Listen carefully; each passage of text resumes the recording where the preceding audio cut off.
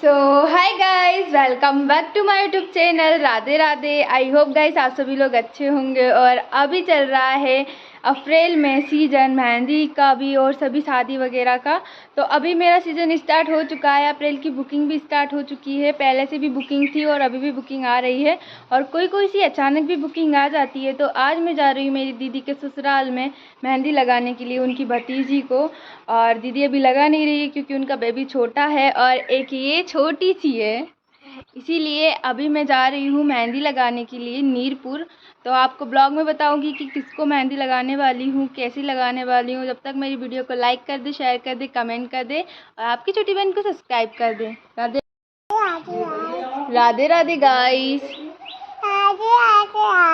आप सब कैसे हो? आप सब बढ़िया हो ना? हाँ ठीक है, बाय बाय। लाइक करो, शेयर करो, कमेंट करो।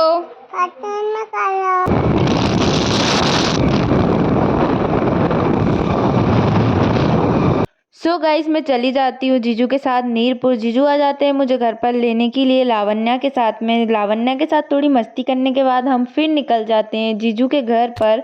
और दीदी भी मुझे वहीं मिल जाएगी नीरपुर में, जो कि उनके परिवार में जो शादी है। और मैं जा रही हूँ रावगढ़ से, मेरे घर से 25 किलोमीटर दूर और रावगढ़ से 20 किलोमीटर दूर। 20 किलोमीटर चलने के बाद में ये जंगल आता है और ये जंगल में सभी पेड़ पौधे वगैरह थे, मगर अभी क्या हुआ, सभी लोगों ने काट काट कर अपने खेत घर बना लिए। और यहाँ बहुत अच्छा लगता था पहले, मेरी मम्मी बताती है, जीजू बताते हैं, मगर अब इनको सबको काट कर यहाँ खेत बना लिए गए हैं। मगर ये बात गलत है, आप पेड़ को उगा नहीं सकते तो काट भी आप नहीं सकते।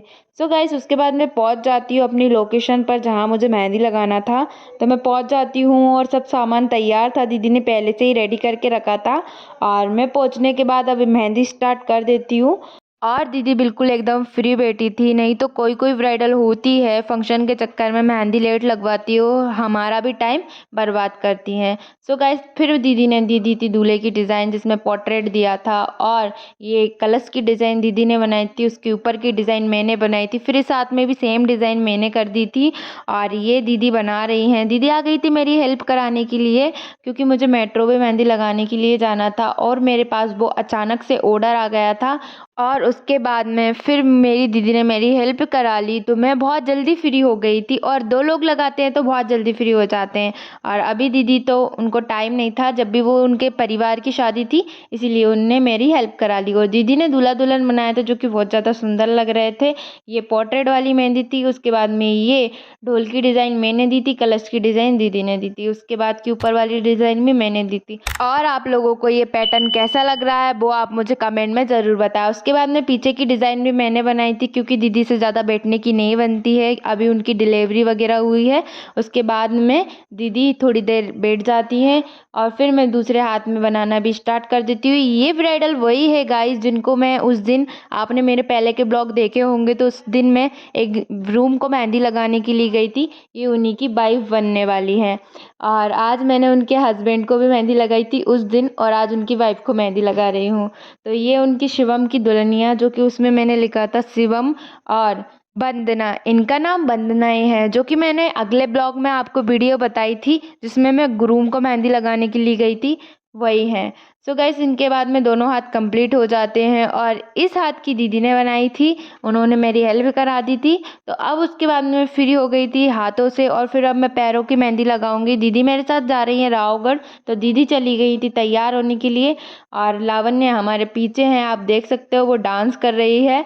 और फिर दीदी की पैरों की मेहंदी भी कंप्लीट हो चुकी है, जल्दी से पैरों की मेहंदी लगा दी थी। और ये आप लोगों को पैटर्न कैसा लग रहा है पैरों का, मुझे ज़रूर कमेंट में बताएं। लाइक करें, शेयर करें, कमेंट करें, आपकी छोटी बहन को सब्सक्राइब करते रहें।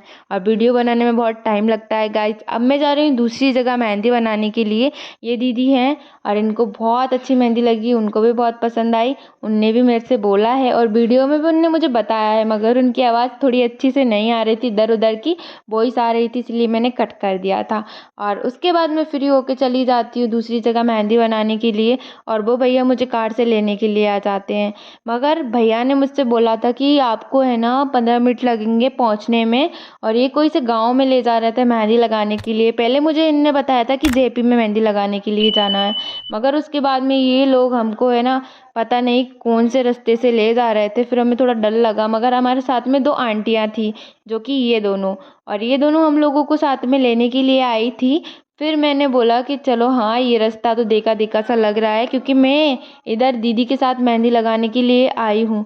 मगर मुझे इधर का रहन सहन बिल्कुल समझ में नहीं आया था। और ये थी दीदी का घर, जो कि बहुत आसपास इतने सारे घर हैं, और ये दीदी का घर जो था ये इधर था। तो ये इनका डोगी वगैरह कुछ समझ में नहीं आ रहा था जब फर्स्ट टाइम गई थी मैं, क्योंकि इधर मैं पहली बार आई थी और बहुत ज़्यादा अंधेरा था। और इनके बाद इनका घर लास्ट था, तो दूर दूर तक कोई घर भी नहीं थे, लाइट नहीं थी, तो मुझे थोड़ा अनकंफर्टेबल फील हुआ। फिर धीरे धीरे दीदी से बात करी और फिर उनका नेचर देखा, तो उसके बाद मुझे समझ में आया अच्छा कि कैसा व्यवहार है, सबका अलग अलग व्यवहार रहता है। फिर उधर से जो हमें वो वाले रास्ते से ले गए थे, उसमें हमें आधी घंटे पहुंचने में लग गए थे। और गाइस, इनके घर रहता है जो बिछड़ा हुआ गांव टाइप का, मतलब ऐसे लग रहा था मुझे। और यहाँ आसपास बिल्कुल भी घर नहीं थे, और आधी घंटे तो इनको कोड़ लाने में हो गए थे मेहंदी के, क्योंकि मैं लाई थी नहीं अर्जेंट में, तो मुझे इनने बुकिंग दी थी। और बुकिंग के टाइम पे भी मैं डायरेक्ट घर भी नहीं आई और डायरेक्ट उधर चली गई मेहंदी बनाने के लिए। और मैंने इनसे पूछा भी था कि कोण को लेके चलना है या नहीं, इनने मना कर दिया कि हमारे पास कोण है, आप लेकर मत आना। और जब मैं पहुंची तो इनके पास कोण नहीं थे। फिर एक भैया को इनने लेने के लिए भिजाया 5 किलोमीटर दूर, जहाँ से वो कोण लेकर आए। फिर कोण लेकर आए, जब मेहंदी स्टार्ट की 1 घंटा तो ऐसे ही बर्बाद हो गया था। फिर मैंने पीछे की मेहंदी और आगे की मेहंदी जल्दी से बनाई, और पीछे लिखी रोहित की दुल्हनिया। इन दीदी का नाम तो मुझे पता नहीं है कि क्या था, इनने बताया था मगर मैं भूल गई। फिर ये दीदी से बात करी, सब कुछ पूछा, उनने मुझे बताया, मैंने उनको बताया, तो थोड़ा व्यवहार उनका समझ में आया। और फिर लास्ट तक आते आते सब समझ गए कि कैसी हैं दीदी। बहुत अच्छी थी, नेचर में बहुत अच्छी थी। खाने का भी पूछा, मगर हमको इतना टाइम नहीं था खाने वगैरह का। और जब हम गए थे ना, तो बहुत ज़्यादा नाइट हो चुकी थी, 7 तो बज गई थी, और मेहंदी लगाते लगाते मैं 8 बज गई थी, और आते आते मैं 9:30 बज गई थी। मैंने बहुत स्पीड से मेहंदी लगाई और मुस्कान ने मेरी हेल्प करवाई। उसके बाद में ये हमें इस वाले रास्ते से ले गए थे, जो कि जेपी के अंदर था। फिर मैंने भैया से बोला, नहीं भैया, आपको इसी रास्ते से हमको लाते ना, तो हम डरते नहीं।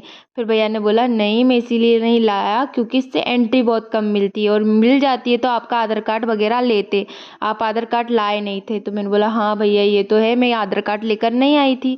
फिर ये वाले रास्ते से ले गए, तब मुझे थोड़ी तसल्ली हुई कि चलो अच्छे हैं। और जब सबसे बात की तो सब अच्छा लगा मुझे।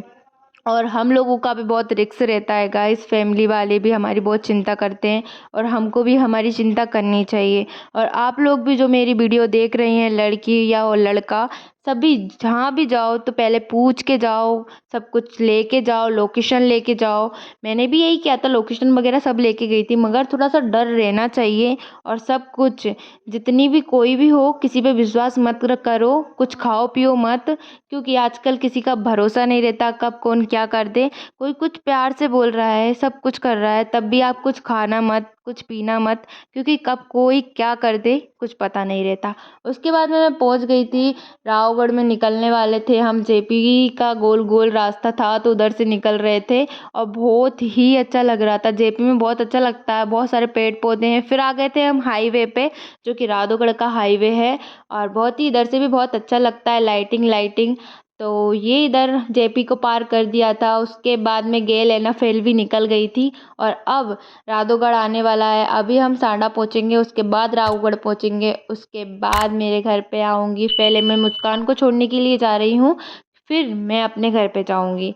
और या मैं दुकान पे भी जा सकती हूँ, घर पे भी जा सकती हूँ, वो मैं आपको वीडियो में बताऊँगी, वो मुझे भी पता नहीं है। हम पहुंच गए थे सांडा, और अभी चल रही है शादी, बहुत ज़्यादा शादी चल रही है, आपकी भी किधर किधर शादी चल रही होगी।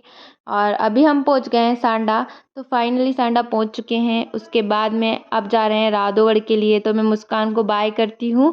मुस्कान पहुंच गई है अपने घर पर, उसके बाद में मैं भी अपनी दुकान पर पहुंच जाती हूँ।